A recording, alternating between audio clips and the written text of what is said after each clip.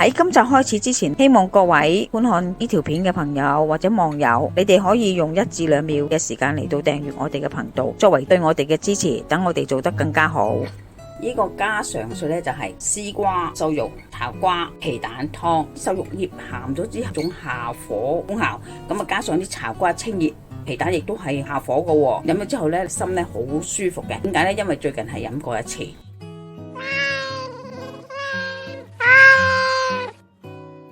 阿媽廚房。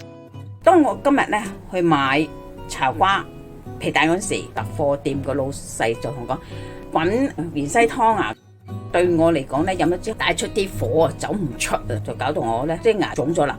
隔咗2日，咁我就煲絲瓜湯啊，飲咗之後好舒服喎。即係所以咧，每一樣嘢有好亦都有唔好，睇你個人當時嘅情況啦。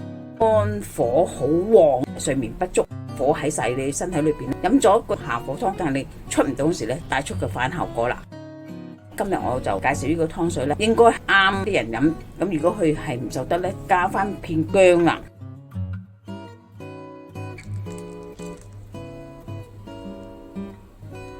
茶瓜就係白瓜加醋、糖調味料醃製而成，都係叫做月瓜。雖然係醃咗咋，但係都係清而淡，甜裏邊帶少少酸，性質不涼不燥，屬於正氣瓜類。佢嘅功效係清熱下火、解渴除煩、利尿益氣。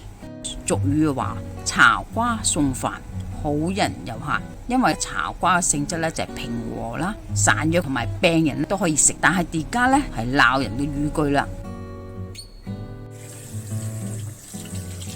切2片薑，有啲人咧就硬嘅，佢食唔到，你就可以刨深啲，到見肉。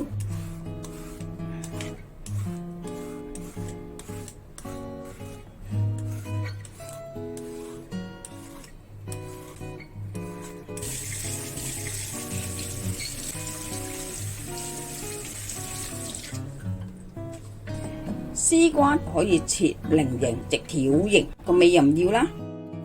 咁樣菱形呢就咁切法啦。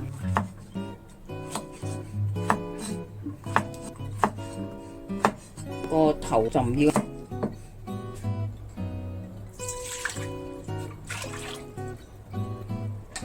落咗啲薑落去先。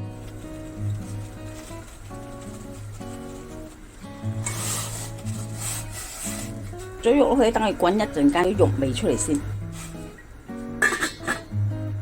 買皮蛋嗰時，我揀嗰隻係溏心皮蛋。老闆又話唔使買咁好嘅皮蛋啦。如果你係滾茶瓜皮蛋湯，可以用普通嗰啲皮蛋㗎。咁我冇出聲。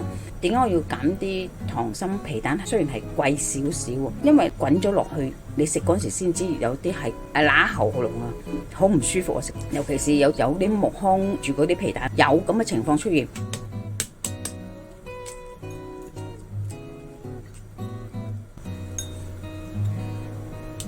又係睇幾靚幾通透，有雪花標誌添，靚嘅皮蛋先有嘅啫。好啦，點解我哋放啲茶瓜落去先？使唔使就係你隨得你絲瓜落去。絲瓜咧可以煲腍啲，冇咁硬。如果想啲絲瓜煲出嚟黃咧，加少少油，跟住落埋皮蛋。我1開2，因為有啲人唔中意食皮蛋，淨係攞陣味。嗰啲絲瓜嗰啲白色嘅部分透明咧，就已經得噶啦。咁可以熄火噶。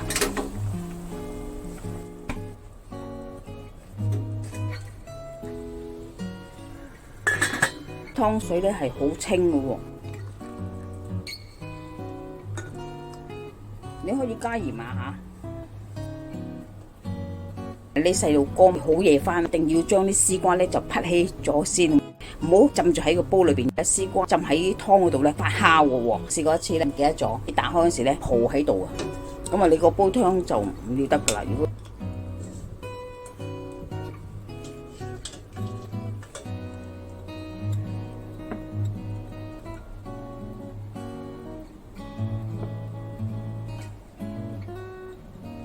今集已經差唔多啦，多謝各位嘅收睇。